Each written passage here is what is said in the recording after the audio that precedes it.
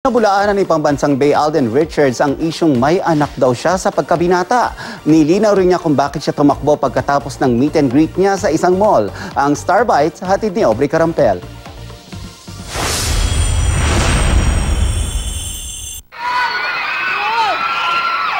Ilang fans tulad ang nagpost ng videong ito ng pagtakbo ni pambansang Bay Alden Richards pagkatapos ng meet and greet niya nitong weekend sa isang mall sa Antipolo.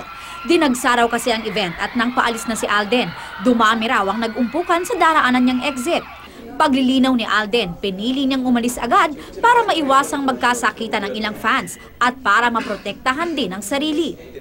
At least hindi na masyadong nagsisiksikan yung tao and medyo open naman yung area pa exit.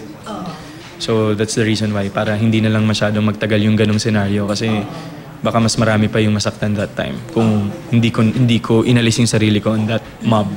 May ilang fans din na nagpaabot ng pag-aalala kay Tisoy. Sa mga nagtatanong, wala naman po akong sugat, okay lang po ako and don't worry, ayos naman po as long as walang nasaktan during that time. Sinagot din ni Alden ang post ng isang netizen na nag-aakusang may anak daw siya sa pagkabinata. Clear of my conscience, wala po akong anak. Mas gusto raw ni Alden na mag-focus pa sa kanyang trabaho, lalo ngayong sisimulan na niya ang paghahanda sa bagong proyekto niya na ipoproduce uli ng GMA News and Public Affairs. Dumalo si Alden sa story conference kasama ang production team at na-challenge daw siya sa kanyang gagawin. Gusto ko yung story, gusto ko yung director, and challenging, very challenging, and parang one for the books ulit as a portfolio ko bilang aktor. Aubrey Carampel, GMA News.